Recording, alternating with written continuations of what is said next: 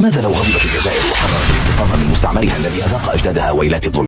أولا، ستبدأ خطتها بحماية حدودها وتأمين الجبهة الشرقية. تتوجه أولا إلى تونس الحليف الطبيعي، حيث يتم التوصل إلى اتفاق سريع يعزز الوحدة. ومع استقرار الشرق تتحرك الجزائر نحو ليبيا، حيث يثير الانقسام الداخلي تحديا جديدا.